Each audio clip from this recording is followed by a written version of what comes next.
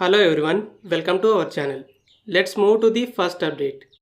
Israel has launched a ground operation called Operation Northern Arrows today, targeting the Hezbollah group in Lebanon. Following 2 weeks of intense airstrikes, pager and walkie-talkie attacks, and the assassination of the Hezbollah leader, Israeli tanks and armored vehicles are now entering Lebanon. The US was informed about this operation in advance. While Israel is already engaged in a full-scale war with Hamas, it has now also initiated a ground operation against Hezbollah, the most powerful militant group in the Middle East, with American support in arms supplies being a significant factor.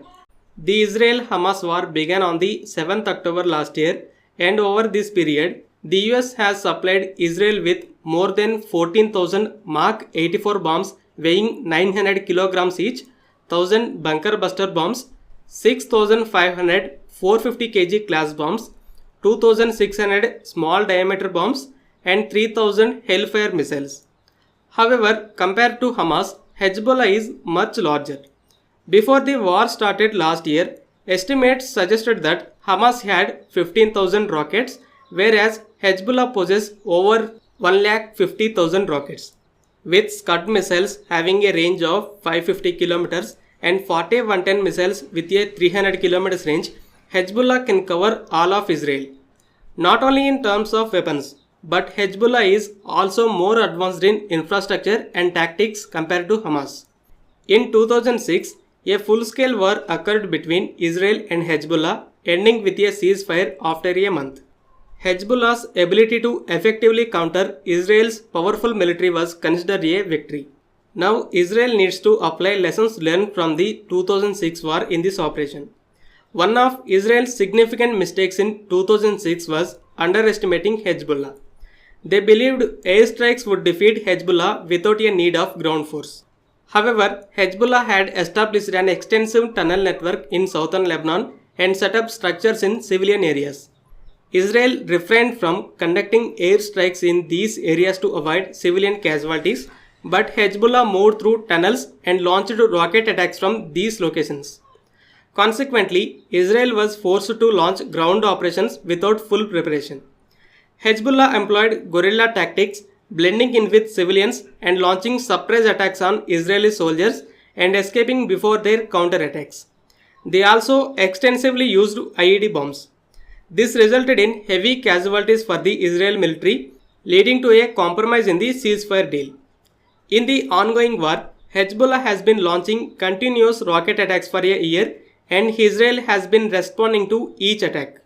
Now, with the beginning of a ground operation, Israel needs to be well prepared this time.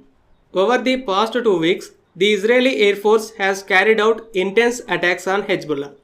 Winning a war requires not only weapons, but also good strategies. By assassinating Nasrallah, who has led Hezbollah for 30 years and transformed it into a powerful force, Israel delivered a significant blow to Hezbollah's strategic decision-making capability. Through pager and walkie-talkie attack, Israel created fears among Hezbollah members to use these devices, disrupting Hezbollah's communication. With Hezbollah weakened, Israel has now launched the ground operation. We need to see what happens next. Now let's move to the small updates.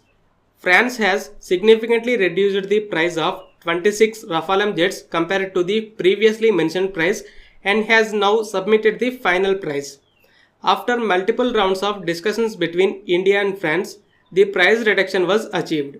However, the exact price will be known once the CCS approval is given. The deal is expected to be signed by the 31st March next year. After North Korea displayed a new missile with a 4.5-ton super warhead, South Korea unveiled the Hyunmo 5 missile with an 8-ton warhead. This places it second in warhead capacity after the Russian RS-28 Sarmat. Most other ballistic missiles in the world can carry warheads weighing up to 2.5 tons. A crazy race for warhead capacity is underway between the Koreas. Thank you for watching. Please do like and subscribe to our channel to get more defense updates.